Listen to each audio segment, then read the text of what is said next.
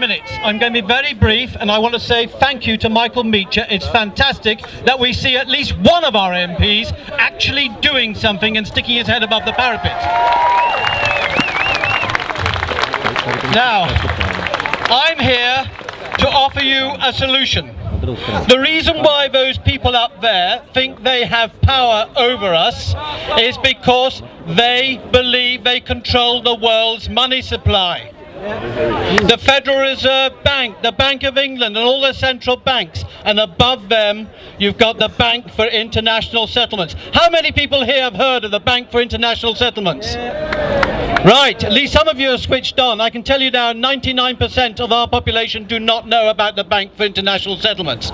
Every 2 months they meet around a circular table and they decide on the money supply of the world.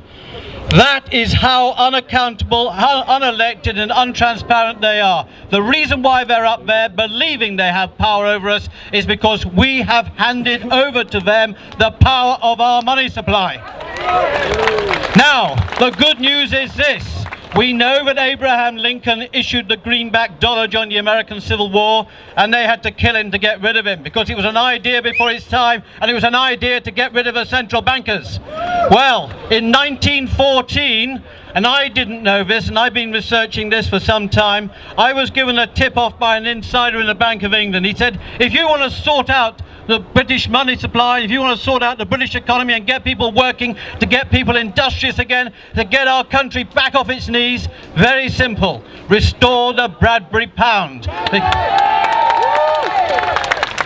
Now, some of you may not know what the Bradbury pound is. We've got these leaflets going round, and the headline is, grab the Bilderbergers by the Bradburys and collapse the debt-creating bankers. It's very simple. In 1914, Lloyd George got an act through Parliament in 3 days for basically the country to start issuing its own money through the Treasury based on the wealth of the country.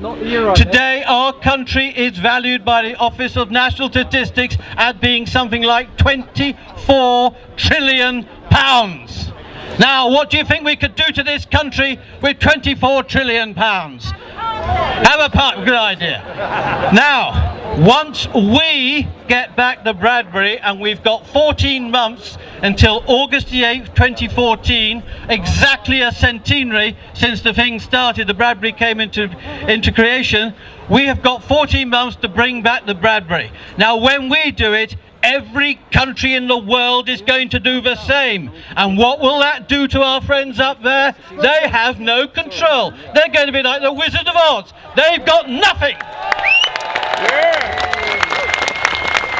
So please, everyone, when you go from here, go online, look up the Bradbury pound, go on to ukcolumn.org, British Constitution Group and other sites now who are promoting the Bradbury. Sign the petition we've got. We've got to get 100,000 to get it voiced in Parliament, and above all, write to your politicians. So far, all the politicians are avoiding us like the plague because they know we're right. So go to it, my friend.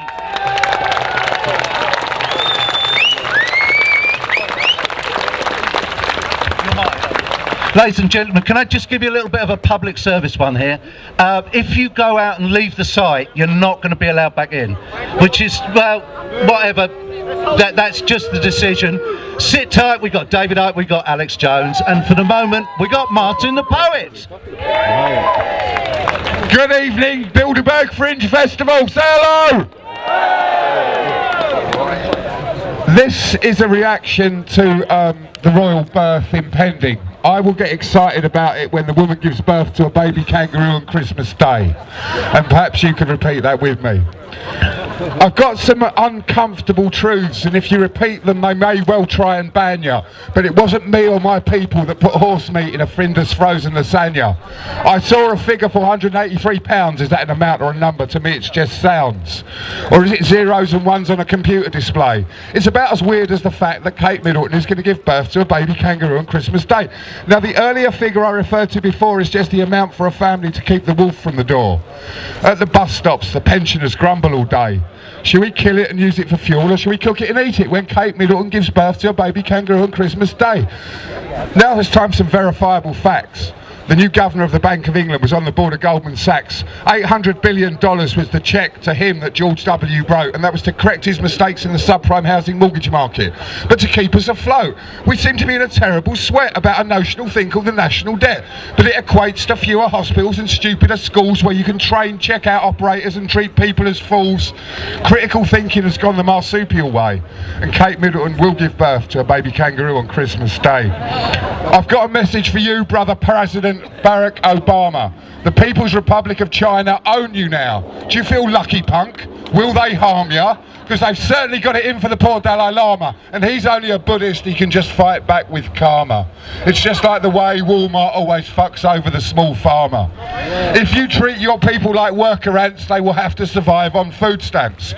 But we in London really shouldn't be so smug, because we've been taken for a right fucking mug, because the State Bank of the People's Republic of China paid £483 million for Thames Water. So in the future, if you find yourself doing what they say you oughtn't oughta, things as a dissident could get considerably worse. You could quite literally find yourself dying of thirst. That would be sad, you just have to say, but Kate Middleton will give birth to a baby kangaroo on Christmas Day. Now, there is a cancer at the heart of society. They skulked in the shadows, now their skins stream notoriety. Cameron, Coulson, flame-haired Rebecca, little Max Clifford, that slippery fecker. It seems that even on It's a Knockout, and all of old-style Radio 1 was stood there in its cock out. But over with a place called Broadmoor, they gave the keys to the monsters on the wrong side of the door. That's very sad, you just have to say, but Kate Middleton will in fact give birth to a baby kangaroo on Christmas Day. Now, great Englishman George Orwell conceived a state of mind called doublethink. Here was a man who went to Spain, looked the fascists on both sides of the eyes and didn't blink. And I'll give you two competing beliefs to hold on to at the same time. But ask yourself first, whom does it serve when they conceal the crime? Ask the new Pope, the old Pope, MIs both 5 and 6, and the CIA. Which bloody country's got the chemical weapons today? Because I remember a period of hysteria when you tell me it's Syria. A lot of verbal diarrhea about what's going on in North Korea. I remember way back when you had a dossier, Tony, that told me it was definitely Iraq. And we're in a fix because we ain't got no hand flicks. And while we're in the vast gap between reality and what they would have us have as a perceived appearance, who the fucking fuck gave Jimmy Savile security clearance? People up there. If you wanted to sneak into a children's home like Mrs. Thatcher, you got the commission slip from the child catcher.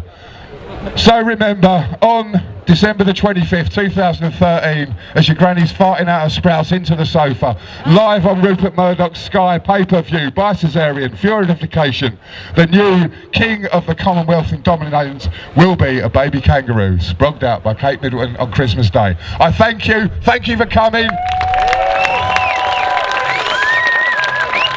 Ladies and gentlemen, Martin the Poet, that was inspired.